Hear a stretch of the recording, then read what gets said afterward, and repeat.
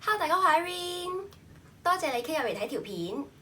今日會針對4個新加坡城市規劃嘅特色，分享一下喺我心入邊一直有嘅疑問。所以就係4個規劃，4個問題。而你喺聽嘅時候，可能會覺得好搞笑，咁都問得出，或者係咁黐線㗎，吓？唔係嘛？咁都問？又或者係覺得真係井底之蛙。呢個女仔。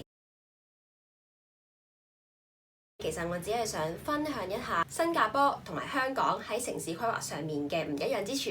而 disclaimer 就係、首先一，我唔代表香港人啊，我只係代表我自己嘅啫。而第二個 disclaimer 就係、同樣呢一啲睇法都係比較主觀嘅。第一個特色就係新加坡係一個好乾淨嘅城市。新加坡被譽為 the cleanest city in Asia。我諗除咗亞洲之外，其實喺呢個世界有唔少人都會知道新加坡喺呢方面咧係做得好好嘅。我係非常之同意嘅，因為平時喺街嗰度都見到冇乜垃圾啊，同埋都幾多垃圾桶嘅，周圍見到。而對於呢一個特色，新加坡很乾淨。我心入面 always wanna ask 嘅一個 question 係啲乜嘢咧？俾3秒你估下，3、2、1。點解我見唔到有人掃街嘅咧？因為喺香港，你 during the days，無論你係朝頭早、中午、夜晚，你都不時會見到有清道夫，即係清潔街道嘅人士，係會推住嗰一架垃圾車掃下街啊，然後就將啲垃圾即係倒落個垃圾桶嗰度，跟住繼續推呢架車喺街道上面走嚟走去。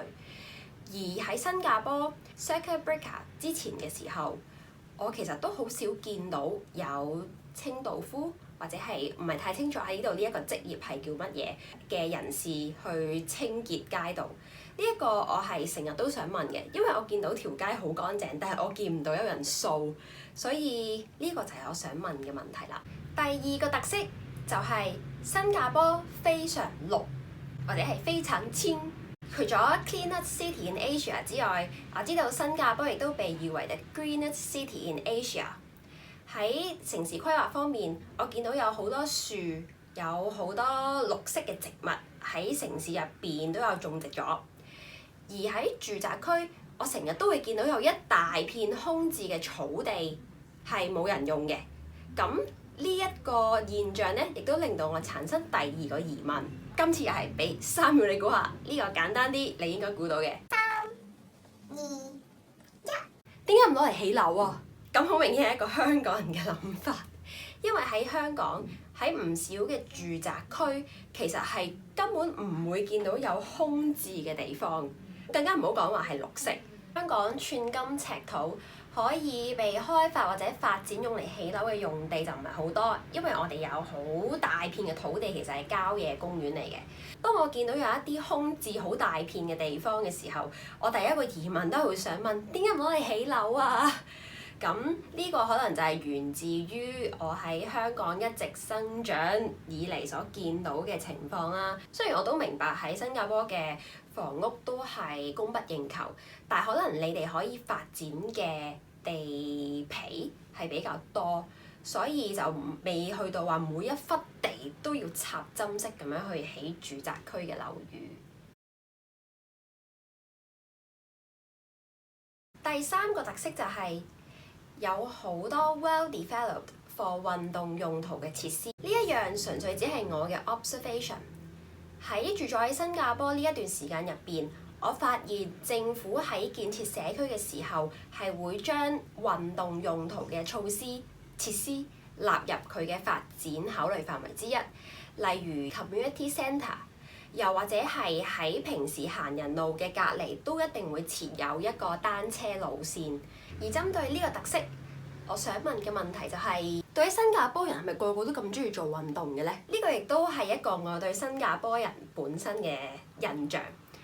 咁再加上因為男孩子喺新加坡都係要當兵嘅，係成日想問到喺新加坡人係咪好中意做運動，或者係成日做運動嘅咧？喺香港我都可以分享少少啦。喺舊市區嘅城市規劃入邊咧，我認為運動設施咧就唔係政府嘅重心之一。新市鎮興起或者係政府重新規劃一啲舊市鎮嘅時候，運動設施先至納入為其中一個考慮嘅項目。所以，譬如係一啲比較舊、未去到有社區重建嘅地區，比較難喺香港會見到一啲 well developed 嘅，譬如 sports centre 啊，又或者係專課跑步嘅緩跑徑或者係單車徑。第四個特色就係新加坡嘅道路比較寬闊，無論係 CBD 定係住宅區。我覺得新加坡嘅道路相比起香港咧，都係闊啲、大條啲嘅。我想問嘅問題就係、咁你哋咪好容易可以 overtake 人哋咯？喺行路嘅時候，哈哈，呢個可能你覺得好奇怪，就係 at the first point，點解我哋行路嘅時候要 overtake 人哋咧？我相信如果你喺香港生活過嘅話，你都會知道或者係感受到，好多時喺一條好窄嘅路上面，你都係行得好快啦。然後有好多人嘅目的都係想 overtake 唔同嘅人去做行得最快嗰個人，因為可能好趕時間，又或者本身因為香港人就好心急。而喺呢一個特色底下咧，我就會覺得，咦，喺新加坡嘅人你可能行得慢啲，或者係其實你根本係唔需要去 overtake 人哋啦，即係你行慢啲咯，一齊行咯，咁樣唔需要再行得更加快。